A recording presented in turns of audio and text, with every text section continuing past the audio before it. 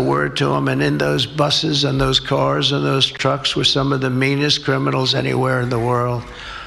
As of last September, 425,000 illegal alien criminals were roaming free, including 13,099 convicted illegal alien murderers, of which about almost 50% killed more than one person, and they were roaming all over the country in our farms, in our cities.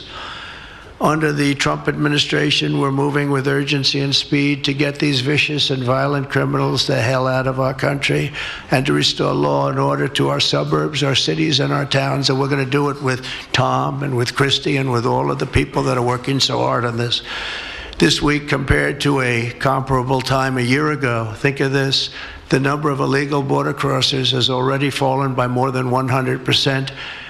And because the election was coming, they started getting a little bit tougher on the border. They tried to follow our policies, and they did much better, but it still was horrible.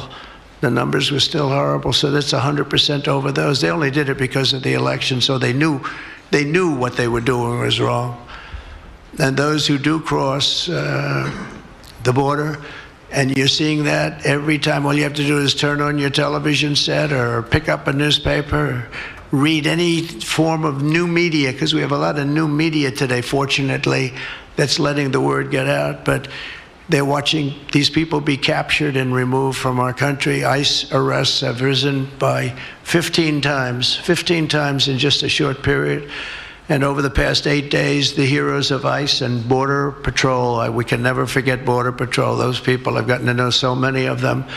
Our border czar, as you remember, never went to the border and never made a phone call. She was the border czar. She never made one phone call. They went to the heads of border. They went to the heads of ICE. Did you ever get a call? No. And she admitted she never made one call, but she was the border czar.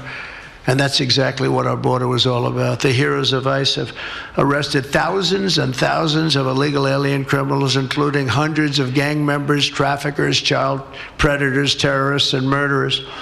For the first time in history, we're loading dangerous and illegal aliens into military aircraft and flying them back to the places from which they came. You probably read about Colombia 2 days ago. They said, no, we're not taking them. I said, we're going to take them. You're going to take them. You're going to like it, too. You're going to take them.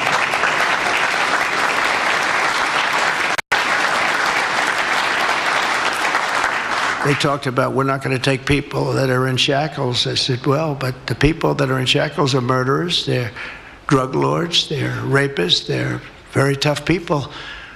They make our criminals look like very nice people. That's about the only thing that comes out of this. And I say, could you imagine you're a pilot on the plane and you have your co-pilot and you're sitting there and you have 150 people, no shackles, and they like to murder people? This would not be a good flight.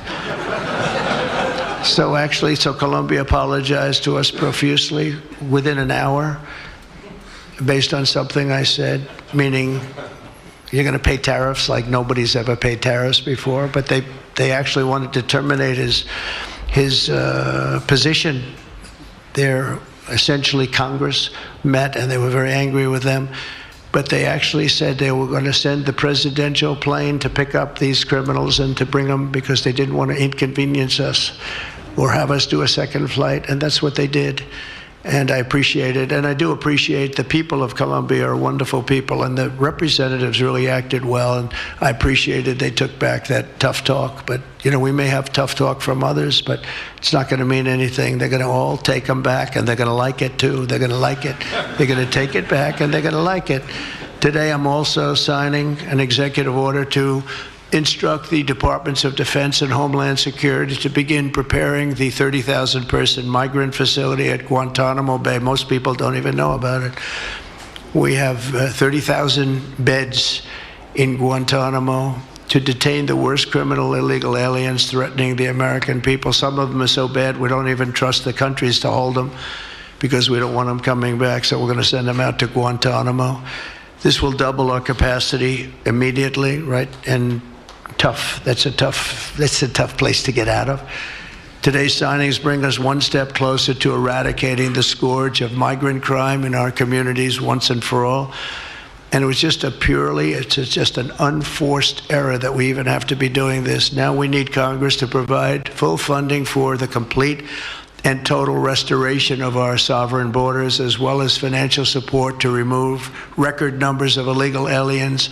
And these are illegal alien killers, criminals at levels that nobody's ever seen before. And you would have known that, and you were there when I said it. I said everybody that's bad is going to be thrown. If you look at Venezuela, Venezuela's crime is down 77% because they've taken their gang members, their prisoners, their drug dealers, their drug lords. They've shipped them all into the United States. Many other countries, their crime is way down, and our crime is not doing well. But we're going to have it do really well very soon, and we're shipping all these people back where they came from. And now, before I sign the Laken Riley Act into law, I would like to ask Laken's really incredible mother, who I've gotten to know. A very sad day I got to know her. But this is an amazing tribute to an amazing young person. And if you could come up, Allison, and say a few words, that would be great. Thank you very much.